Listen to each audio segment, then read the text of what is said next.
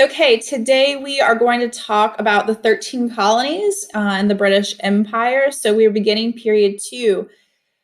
1607 marks a turning point in American history. That is the founding of Jamestown, the first permanent English settlement in the Americas. And 1754 is going to be kind of the beginning of the French and Indian War, or the 7 Years' War, which kind of leads us into, as kind of like marks as a turning point moving into the American Revolution. Okay, so let's start right off with what are the 13 colonies. So Virginia being the kind of the first, with Jamestown in 1607, and by 1733, so getting pretty close to the Revolutionary period, with Georgia as one of the last. Now let's set some historical context that's going on in Europe at this time. Because of the Columbian Exchange, so from our previous unit from period one, we had talked about one of the impacts of all of the crops that were being taken to Europe was that with more of a stable food supply, so you have like corn and beans and potatoes, for example, is Europeans start to grow those crops, and so they have a more stable food supply, and so the population increases dramatically between the early 1500s and, let's say, the early 1600s. And so with that, the population increases, so labor, a lot of people try to move into cities, so you have a lot of poverty, a lot of disease, and so that's going to be a push factor for people looking at the Americas. For England in particular. Also during the 1500s, they have a lot of political issues going on within the monarchy. And so during the 1500s, while the Spanish and the Portuguese are colonizing, England's just late to the game because they have a lot of other things going on. But really by the late 1500s, they're kind of ready to go. They defeat the Spanish Armada in 1588. And from there, they decide to try and establish some different settlements. The first attempt, just a little bit of local history, is going to be the Lost Colony. You've probably heard of that, of Roanoke. Sir Walter Raleigh had about 30 to 50 colonists where they came over. They landed what currently is kind of like the Outer Banks here in North Carolina. And at some point, so his daughter gave birth to the first, what we know of, the English child born in the Americas, Virginia Dare. And at some point within the first year or so, he decides to take the crew back to England with the intent of coming back. He gets to England. There's a series of really bad storms. Also keep in mind with like travel. So you're looking at, 3-month-long voyages. And so you can't really go during the winter time. So you have to kind of time it perfectly in order to avoid weather and just be as safe as possible and not starve. And so there was some really bad weather during the peak time when he would want to set sail from England. And so it delayed them by like a few years. By the time he gets back to Roanoke, it is gone. And the only clue that they have is that the word Croatan is carved in a tree. And over time, his stories have kind of said like, oh, like what happened to him? They're the lost colony. We'll never know. Historians have kind of figured out that they knew what happened. They knew that something had happened and that they had joined up with the Croatan, but they didn't know where the tribe was. So they were lost in that regard, but it's not like this big mystery. He had told them that if anything happens, like to leave some sort, just tell me where you're going to go and I'll try to find you. But unfortunately, they were never able to really find them. They know where they went. They went with the Croatan, but they just could never find where that settlement went. So that failed in the late 1500s. And then you're going to have 1607 with Jamestown. So, but in order to get there, you have to have permission from the monarch. And so you had to have a charter. There were 3 different types of charters. The most common one in these early days is going to be a joint stock. It is super expensive and super risky, as you saw with Roanoke, to be able to form one of these, to be able to get this expedition going and to actually colonize. And so what they would do is they would ask for investors. Like the government's not going to do it because it's too risky, too much money. They like to keep their pockets fat. But if you get a bunch of people's money and you create a joint stock company like the Virginia Company, then they can raise those funds, try to establish a colony with the idea of profit. So originally they were looking in Virginia, they're trying to find gold. That was going to be their source of income to pay back their investors. And so that's a corporate or a joint stock charter. Then you have a royal charter, which was it's going to kind of happen throughout, starting in the mid 1600s, where they start to default and there's embezzling and there's issues that economically they're kind of struggling. And so the king comes in and says, whoa, whoa, whoa, I'm in charge now, and appoints a governor and so forth. So they're direct rule under the king. Eventually, all the colonies will be this way. And then you have a proprietary colony, which is a land grant to a specific person, a proprietor. So like William Penn or Lord Baltimore. So Pennsylvania and Maryland are going to be proprietary colonies. So Jamestown, again, is going to be founded by the Virginia Company. They are looking for gold. They are ill-prepared, no doubt about it. They come with chemicals to test for gold, but they don't have any or many farming tools or any experience in farming. A lot of them are not, they've never hunted or farmed in their life. They're gentlemen, they're city slickers, they are jewelry makers.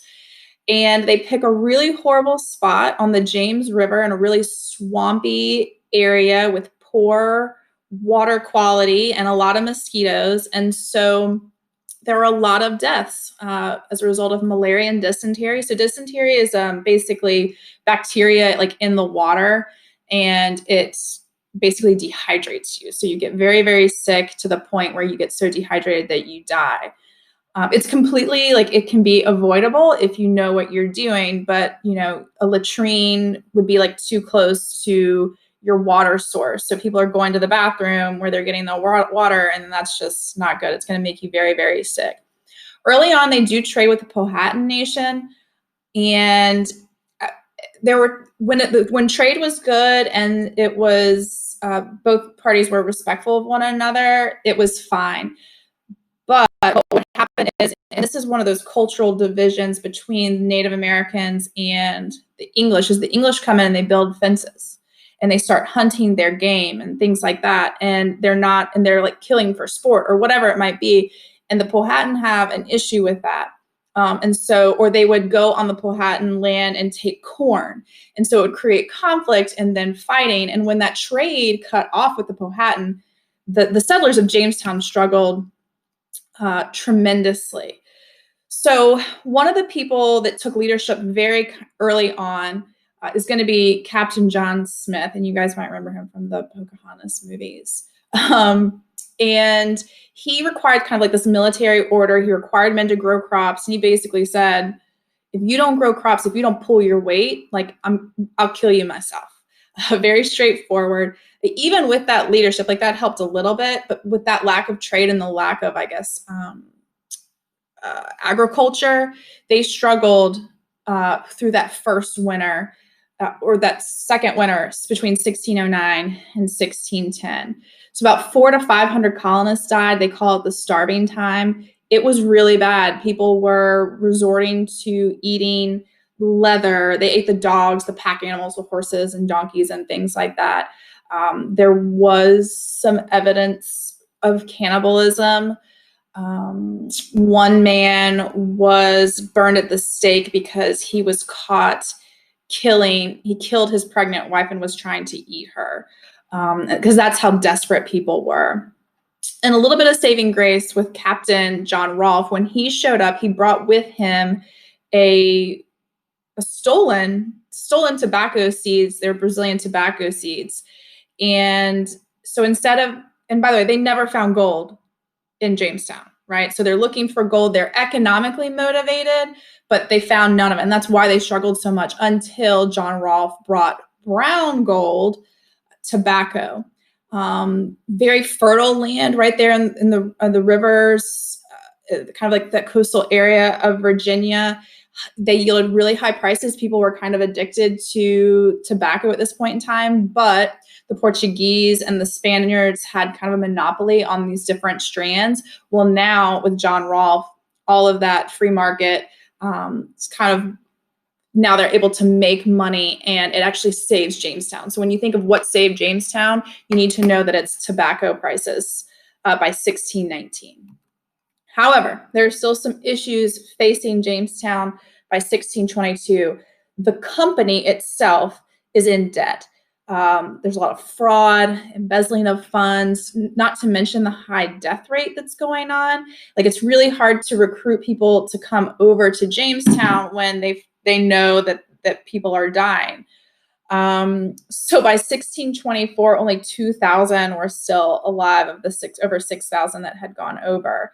And we'll get into indentured servitude in a moment. Other reasons, so besides disease, they're also dying because of conflict with Native Americans. So you have the Anglo-Powhatan Wars. This is a turning point, not a turning point, excuse me. This is a continuity in American history. Native Americans and English settlers, or Americans, as they move westward and they kind of encroach on native land each time throughout history, there's going to be conflict. So this is good in understanding how this is a continuity, this conflict between Native Americans and white Americans is going to exist all the way through, I mean, even today to a certain extent, okay? So they're bankrupt. King James comes in and he revokes that charter from the Virginia Company and creates the first royal colony. Now, in Jamestown, they are motivated economically. In Massachusetts, it's going to be religiously based. Now, this is where it's going to get a little confusing. During our in-class time, I'm going to kind of do like a little religion 101, where I talk about the Anglican Church and the Catholic Church and what Protestantism is, all of that. So just hang with me for a little bit. But basically what you need to know is that the people that settled Plymouth and Massachusetts Bay were religiously motivated. And I don't want you to think religious freedom. I want you to think that they were escaping religious persecution, okay? So in England, you have the Anglican Church. This is basically the Church of England in the 1500s. They broke away from the Catholic Church because basically the king wanted to get a divorce. Henry VIII, okay? Let's just put it there. It was all Henry VIII's fault. So the Anglican Church is very similar to the Catholic Church in rituals and all of that. But you also had the Protestant Reformation that was going on. And so Protestants in England were kind of persecuted, and they basically questioned the king. They said, the church is corrupt, just like the Catholic Church is. They were inspired by John Calvin. He was a Swiss theologian, and he talked about predestination and things like that. And it was very different than the Anglican Church. Now, King James I viewed these dissenters, and they are radical dissenters, going to be called the separatists. They want to be completely separate away from the Anglican Church. They want a completely new denomination. And so he saw them as a threat, because if you question the Anglican Church, you are questioning the king, because the king is in charge of the Church of England. So it goes like, well, he is the front. So he's like the Pope, right, of this denomination. And so because of that, they were kind of like exiled, or they were persecuted, and so they left and they went to Holland, which is like the Netherlands today.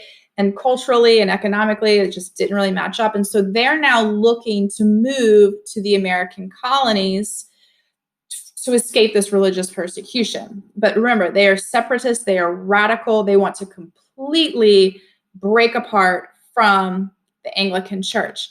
So they are a part of it, like a joint stock company as well, through the Virginia Company. And they're wanting to go to Virginia. They're wanting to go to Virginia, and they know that they need some more people involved. So not everyone, so there's 102 people on board the Mayflower. Some of them are separatists, the leaders are separatists, but they had to bring on some other guys as well in order to financially make it happen. They promised to send back lumber and fur and fish to their investors. So they're shooting for Virginia, and unfortunately, they land in November in Massachusetts in a time was part of like an ice age. So, we talk about global climate change. We are in a general warming effect. There's no doubt about the fact that since the Industrial Revolution, we have kind of accelerated the warming of the planet, but we were historically in a general moving out of an ice age. And we know that from historical documents because when people talk about Boston Harbor in the 1700s, they talk about it freezing over, and it's frozen over during these certain months of the year. Things like that, that just doesn't happen anymore. And it really hasn't happened in a long time. So they land in Massachusetts. It's cold, it's winter. Half of them are going to die that first winter, but before they get off the boat, they do sign the Mayflower Compact. Now, the Mayflower Compact is important for our history because it is a document where all the men on board basically said, hey, listen, we're gonna agree, we're gonna do everything by kind of popular vote, majority rules, and we all are going to agree to that. And that's significant because that is gonna play a role in our democratic society. Now, when they get there, there are the Wampanoag people, and one of the Wampanoag's name was Squanto. Now, Squanto had come into contact with, there were a lot of Europeans that had sailed kind of that coast and fished and things like that, and kind of like temporary little settlements that had been created, but really there was no intention of staying. It was just as they were like fishing and things and selling those things back to Europe.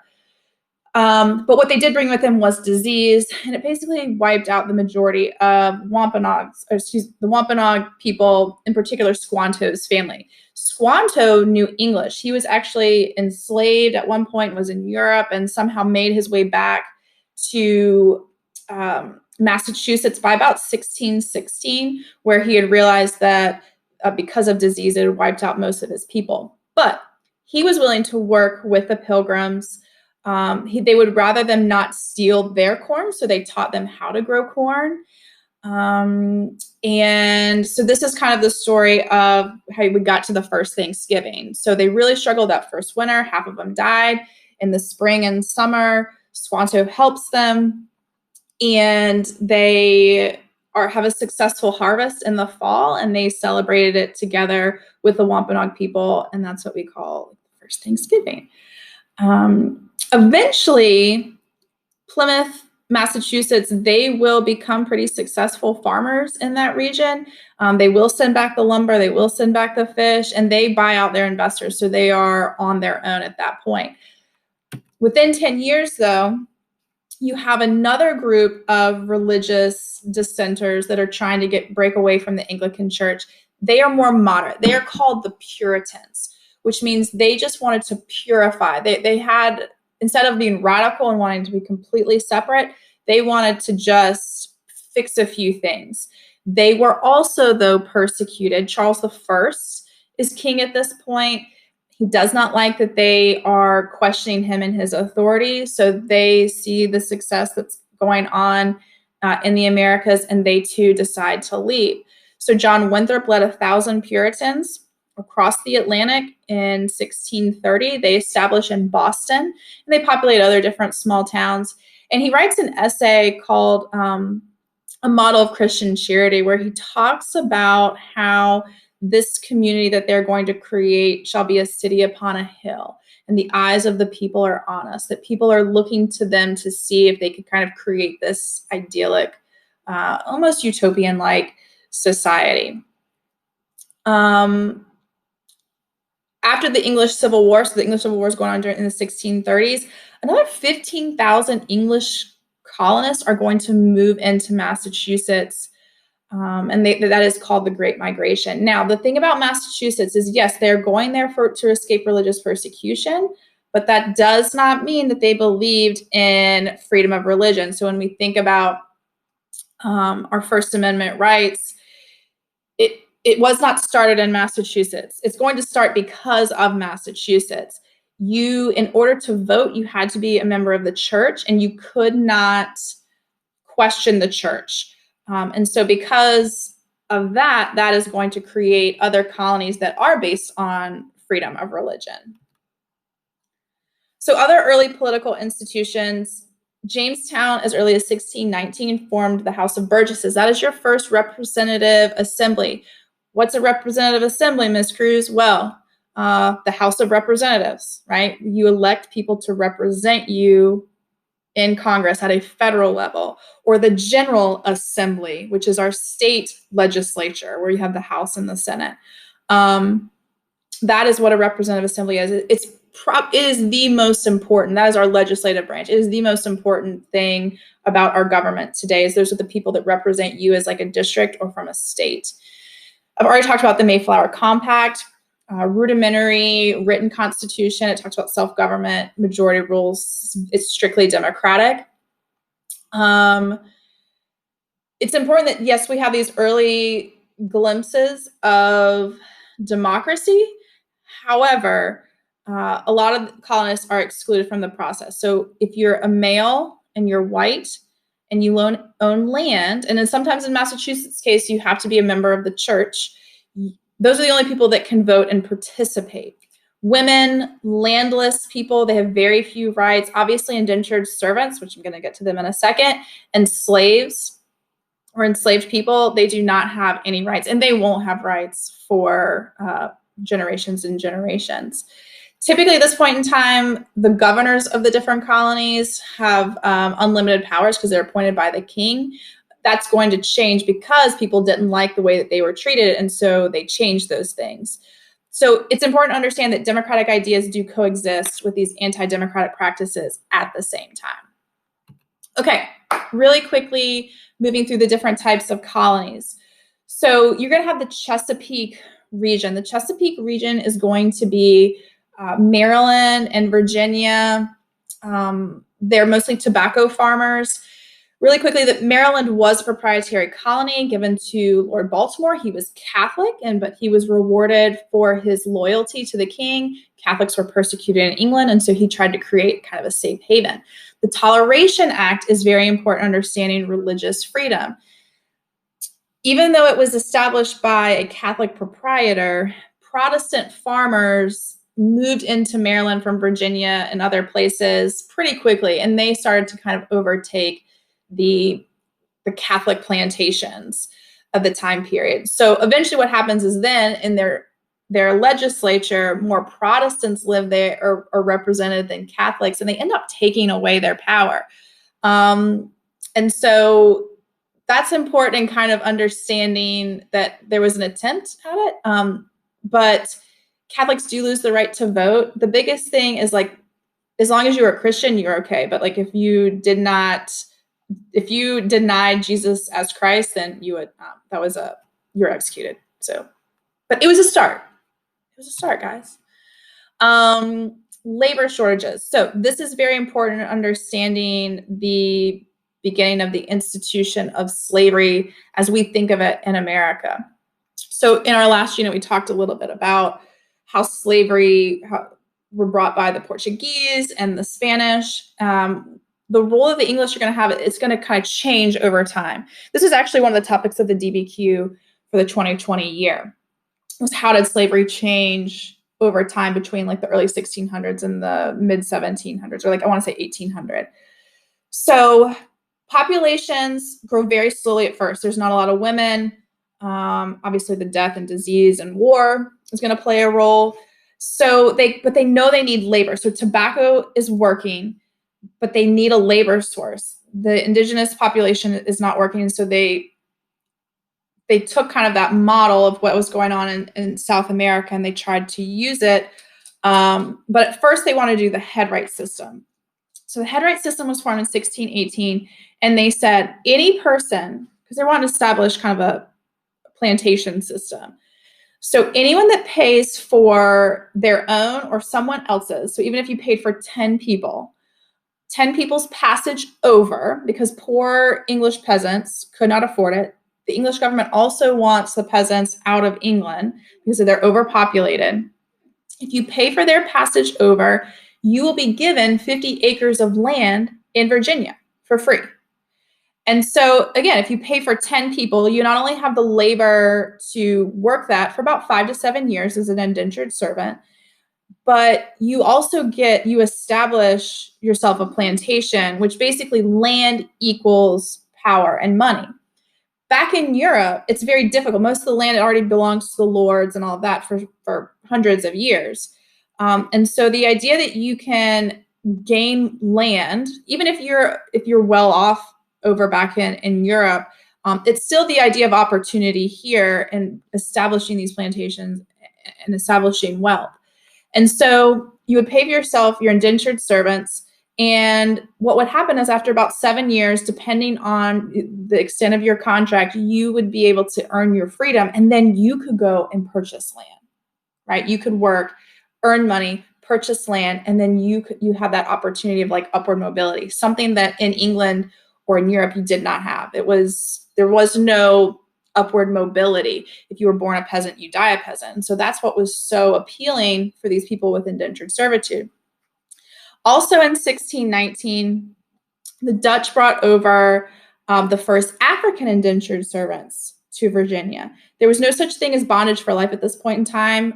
The children were born free, and that lasted for really up until about the 1660s. And we'll talk about why they passed those laws when they did momentarily. With everything, we talked about the risk reward of these poor peasants making their way over to America for a better life. Like it's not a perfect situation because it was very, very deadly. Again, remember how dangerous it was to live in the Americas. So the vast majority of indentured servants died before their contract, before they reached their contractual terms where they had their freedom. One frontiersman in particular, a former indentured servant, he was a farmer. His name was Nathaniel Bacon. So basically, if you were lucky enough to survive indentured servitude and you earned your freedom, you would have no land to purchase close to like Jamestown, for example. All of that land was taken up by under the headright system, all the wealthy planters, right? They have, hundreds, if not close to 1,000 acres of tobacco farms that are, divided up between all of them. And so if you wanted your own land and you're this poor, kind of like low man on the totem pole, you would have to build that out on the frontier. When I talk about the frontier, I'm talking about like 20 miles outside of Jamestown. But still, that was a big difference when you're talking about before there were cars and things like that. So the frontiersmen, these kind of poor, lower class, some of them are landowners, so they do have representation in the House of Burgesses, or they could vote for it at least. But the people that they're voting for are wealthy planters, because in order to serve and be elected to the House of Burgesses, you had to own even more land. So they've kind of been blocked out of having political power. And they have an issue with this because the number one threat to men like Nathaniel Bacon out on the frontier, even if they own their own tobacco farms, is attacks from Native Americans. And so there's a lot of discrimination, obviously, there. Bacon petitions the House of Burgesses to get a militia and to attack these native tribes. Governor Berkeley, who's sitting happy in Jamestown, they don't have Native Americans attacks on their plantations anymore because they're attacking the ones on the frontier. And so they don't think it's worth it. They don't want to go out there and start a fight when it's not affecting their property closer to Jamestown and those plantations. And so Nathaniel Bacon has an issue with it. He gets a bunch of rebels, I guess, if you want to call them that, together. They attack a couple different Native American villages, and it was ugly, like killed women and children and elderly and everything. Kind of more like a massacre. And Governor Berkeley then, criticizes them for doing it and wants to charge them with crimes, obviously. And Nathaniel Bacon says, no, we tried to get you to help us, so we took it into our own hands. But then he revolts against the people of Jamestown and the House of Burgesses himself with his rebels and burns Jamestown to the ground in response. And so Bacon's rebellion, it's also known as the Chesapeake Revolution, you might see that way. It's kind of an important turning point because after that, everything kind of changes in regards to how the people view the government, right? So this is an example of the people revolting against the king. So it's a little bit symbolic in that it's 100 years before the Declaration of Independence. But it also is going to bring attention to the growing division of power, of political power between the wealthy planter class and kind of the lower class people, politically, socially, all of that. It will also, you will see by the 1660s, a decrease in people coming over as indentured servants because of how difficult it was and how like the risk wasn't really worth it. You know, they're writing letters back home and they're saying, this is horrible. Like, if you can get money, please get me out of this. And so less indentured servants are coming over. So more enslaved Africans are being brought over, and they're working side by side with white indentured servants. And there's kind of a little bit of unity between those groups as well. And they have that, the commonality of the fact that they're being mistreated by the wealthy planter class. And that's going to have an impact on legislation that's going to affect race relations all the way up through today. Back in New England, again, remember that the Puritans did not believe in religious freedom. So there are two dissenters that you need to know about. One is Roger Williams.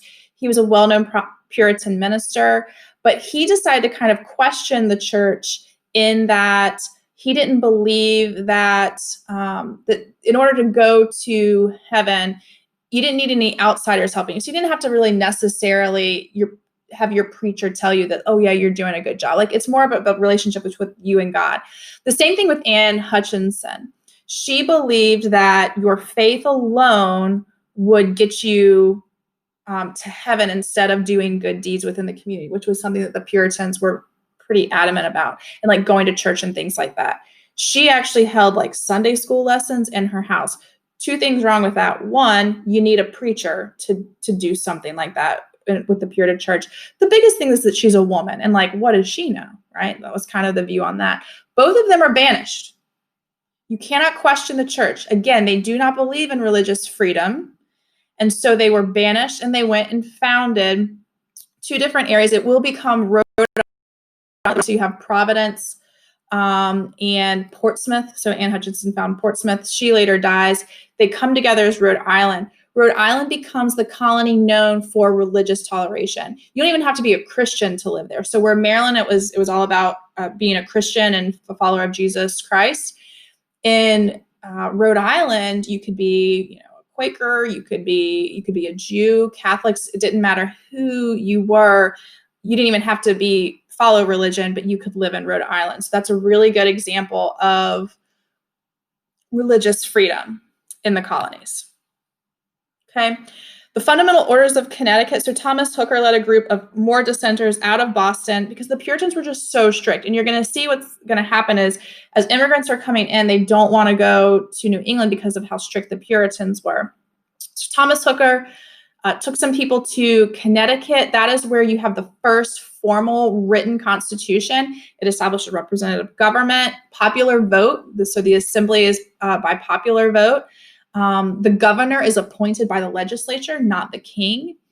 And eventually they are given that charter by the king because it just really wasn't worth the hassle of denying them that. Okay. Back in Massachusetts, you have by the 1660s, so we are now like a complete generation, like the people that are alive in Massachusetts at this point or born here. And the Puritan church is so strict that it's kind of pushing people away from church. So typically, in order to be a member of the Puritan church, you had to have this profound religious conversion, like being saved type experience. And less people are feeling that. They don't really know what, or maybe they're just being more honest and saying like, I don't know what that is. Regardless. And so less people are going to church. And so the church tries to increase church membership by creating something called the halfway covenant.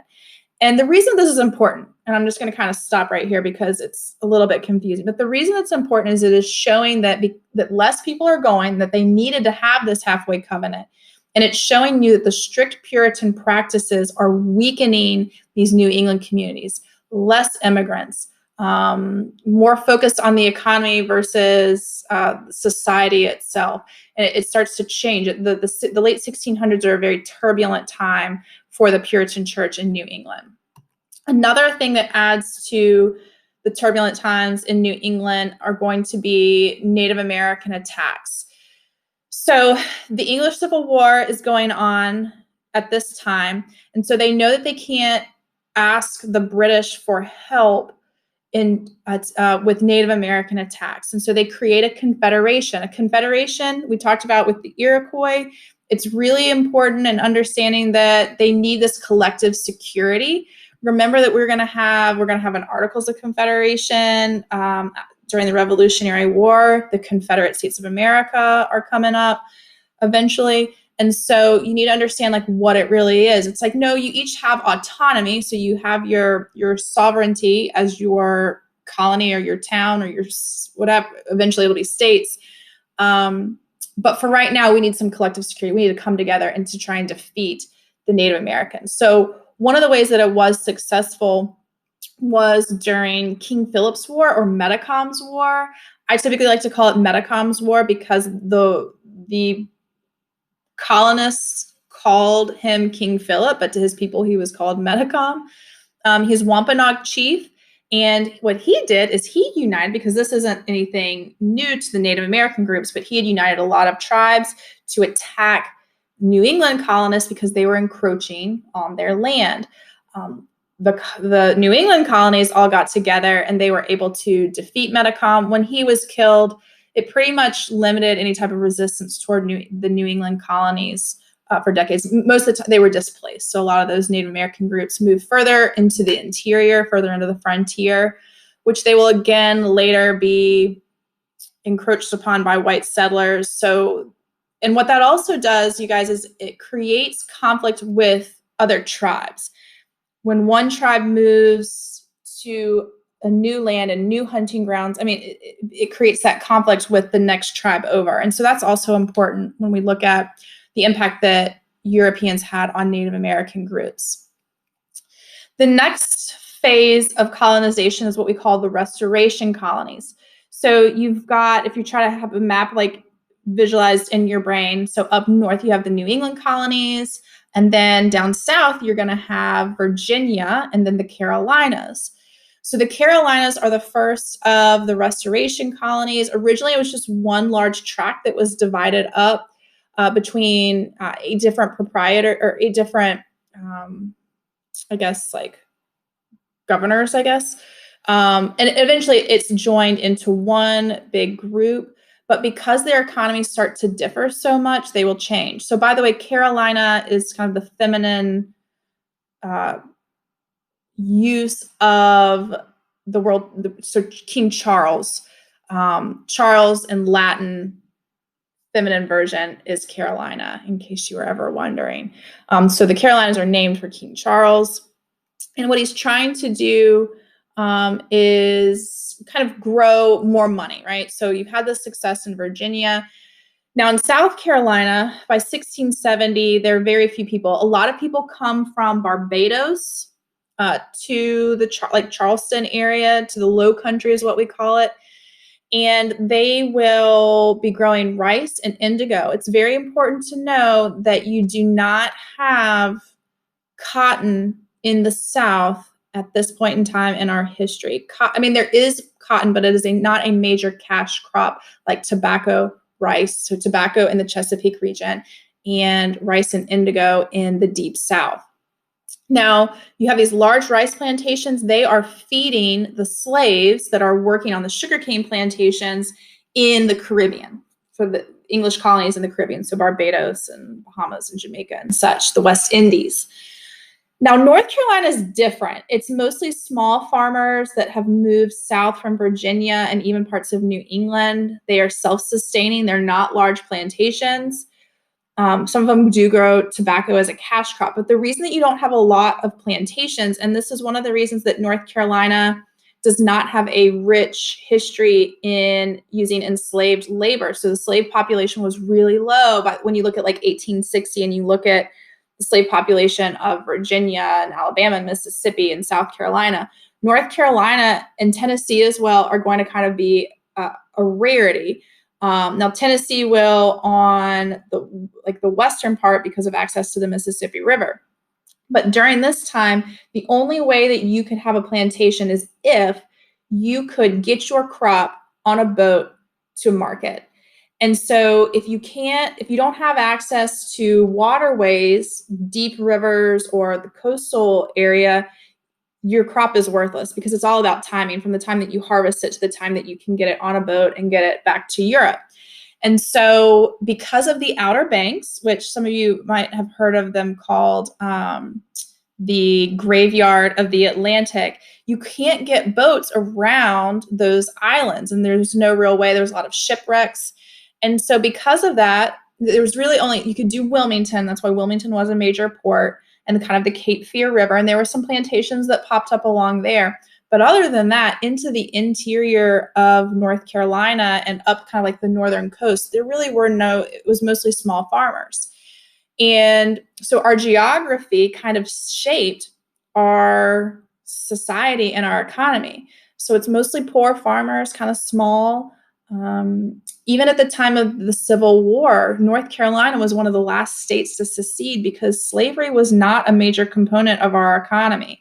And so that's important to understand that as early back at this point in time, it's going to have effects on political decisions and economic decisions and society as a whole. Now, you've got the Southern colonies, you've got New England. He wants to connect, King Charles II wants to connect those two regions. And so he needs to convince, so at this point in time, the Dutch are pretty much in charge of like New York and Pennsylvania, what we call the middle colonies. And so Charles II basically appoints his brother to kind of come in to York, and they basically take New York and Pennsylvania and all that from the Dutch pretty effortlessly. And the Dutch are like, okay, so the colonists that already lived there, like, okay, sure, that's fine. They let them practice their religion and they let them speak their language and all of that. And that's how there was like a nice transition there. Now, the middle colonies are extremely different from New England and Southern colonies. They are ethnically very diverse: Dutch, Swedish, English, and more people are going to go there because it's so diverse. Very fertile land. But also you have large port cities, so urban areas. You have New York City, what will become New York City. It was New Amsterdam. Philadelphia eventually is going to be a port city. And so really in the middle colonies, you have this mix of both urban port cities, which is going to how the New England economy is going to kind of take off, but also the agricultural, the agrarian life of like Western Pennsylvania and upstate New York, where they're going to farm a lot. Now, what they're farming is going to be very different, and we'll get to that in the next presentation. Originally, it was supposed to be kind of hierarchical. They were going to have like large tracts of land and have tenants, a lot like England. That failed miserably. The people that already lived there were like, no, like this is more of a democratic thing. We are not going to do taxation without representation. We like our representative government and we're going to keep it that way. And so they eventually like let that all happen. New Jersey is going to be split off from New York, and it's formed its own colony by 1702. Okay, in Pennsylvania, William Penn is the son of a British admiral that was on the good side of the king. He had died, and William Penn was a Quaker, and a Quaker, they were also discriminated against. They believed in equality with men and women. They believed in education and nonviolence. They resisted any type of military service. And so they were kind of seen as outsiders. They dressed in plain clothing. So you can see this guy right here in his black, always a black suit of some sort with a white shirt and a simple black hat. So they didn't really like spend money on lavish clothing or anything like that. Everything was simple, and they didn't carry weapons. They were very passive, and so they were kind of picked on a little bit. So William Penn converts to the Religious Society of Friends, and his father kind of judges him, but he's like, he's a good kid. So he still leaves all of his money to him when he dies. So when he dies, though, the king owes his father a bunch of money, and William Penn instead says, "Hey, I'll take some land over in America." And so he is given the single largest tract of land out of the colonies it's ever given to anyone. And so it's a proprietary colony. He's in charge. He's the governor. He calls it his holy experiment. It's a religious refuge, not only for Quakers, but anyone that feels persecuted. Very liberal ideas in government. He pays Native Americans for land. They form a frame of government, which is elected representative assembly, again by landowners, but still you had more of a chance to kind of become a landowner. And it wasn't like you had to own like huge tracts of land. It did guarantee the freedom of worship, all and unlimited immigration, very open. He traveled and lived in the colonies where other proprietors like still lived in England. They just kind of like ruled from afar. He created Philadelphia, which was like on a grid system. So outside of Paris, it was like the most well-structured city in the world at this point. Well, I shouldn't say that, but it was very similar, kind of model the ideas of Paris with like kind of on a grid. Other American cities will take that same idea. And he treated Native Americans fairly. He paid them for their land. He created like their own committees to where like if they wanted to, make some type of decision, they would consult that Native American committee.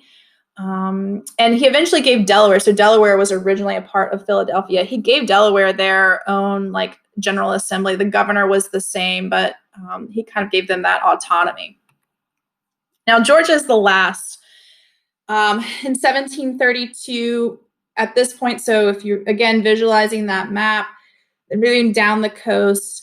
Florida, I mentioned earlier, was a hotbed of Seminole resistance. And they wanted to kind of create a buffer between this very prosperous South Carolina rice plantations, making a lot of money. And so they wanted to create a buffer between Florida, because what the Seminoles were doing is they were coming into South Carolina and raiding those rice plantations. It was costing them money. So they were like, well, one, let's put up some settlements there. Let's get some people over there. Well, how are you going to get people there? James Oglethorpe founded Savannah. His idea was going to be, it was really strict, like no drinking, no slavery. And people weren't really all about that. And so it kind of failed miserably.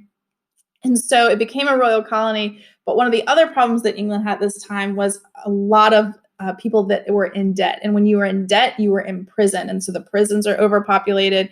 And so one of the ideas was, well, it's costing the English government a lot of money to house these people, in addition to the fact that their debts aren't paid.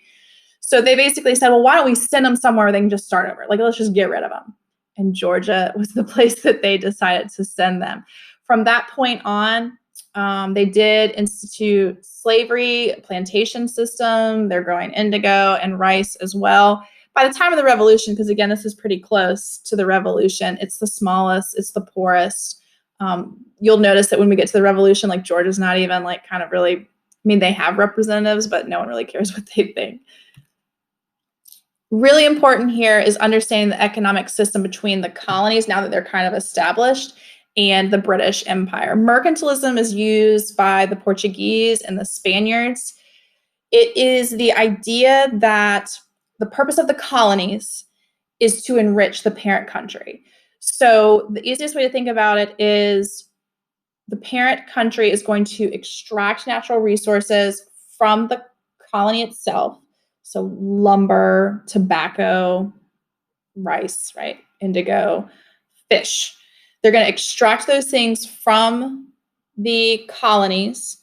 They are going to, if needed, like use it for their empire. Eventually, we're going to have some industry and factories, right, that they're going to make things with. But they're also going to use the colonies, so not only to extract natural resources, but to also sell goods back to them. So they're going to need china and furniture and, coffee or certain things like that. And so they're using the colonies to sell those things back to. But it only works if you basically have like a monopoly on it. And so that's what they created with the Navigation Acts. And it basically says that the colonies can only trade their goods with England and that they can only purchase things being exported from England. You cannot trade with any other countries. Now, what effect did that have on the colonies? Well, one, New England shipbuilding, that was one of the things they were really good at. They had tons of lumber. This is what's going to create the British Navy. The British Navy had the most powerful navy in the world because of the New England colonists. The English are going to protect the colonies from French and Spanish attacks because that's going to start to become more prevalent into the 1700s. It does limit colonial manufacturing because the manufacturing are in London and in England where all the people are, and so they don't want them producing things in factories. They want to use those resources, send them over to their factories because they don't want that competition. And then the farmers basically have to take whatever price the English offer them. So typically lower prices. And in addition to that, they have to pay whatever it is that England decides for the manufactured goods. So were the Navigation Acts necessary? A lot of historians kind of debate this. The idea was more than likely the English would have been their number one trading partner anyways. And that because it created so much dissent, because the colonists didn't like this. And so they smuggled a lot, and it created a lot of political issues and a lot of, discontent between the colonists and England. So it created so much division that it probably wasn't even really worth it. So instead they started to smuggle with the Dutch and the Spanish, and it kind of created that like undermining their government. That became something kind of consistent in the 1700s, and it allowed for them to kind of not think very highly of the English. It kind of created that division, which obviously we're going towards the American Civil War, Revolutionary War. So because of all of that smuggling, the King James eventually basically takes away the Massachusetts charter, dissolves all of New England into one colony, appoints Sir Edmund Andros, and he is in charge of this Dominion of New England. And there was a lot of resentment there. Now, thankfully for the colonists, the Glorious Revolution occurred. So King James II is Catholic. The majority are Anglican or Protestant at this point in time. They basically overthrow King James II, and they appoint Queen Mary, so James' Protestant daughter through different marriage, and her husband, William of Orange, who is from Holland or the Netherlands. Anyways, long story short, when that happens, basically there's a revolt with Andros in the Dominion of New England, and Parliament restores the original status of those northern colonies. However, restrictions on colonial trade didn't really change. So mercantilism was still put in place, but still they were poorly enforced. And then also resented. So mercantilism is still in place regardless, but it just isn't enforced as much. And that's what's most important about that, is this consistency in not trusting the British government and kind of creating this hostility between the two groups. Now, the institution of slavery is something that we're going to look into a lot in class. And so by 1750, just to give you an idea, half of Virginia's population and 2/3 of South Carolina's population were enslaved. That is how profitable and how dependent these colonies were on the institution of slavery. And so the cotton gin hasn't even been invented yet.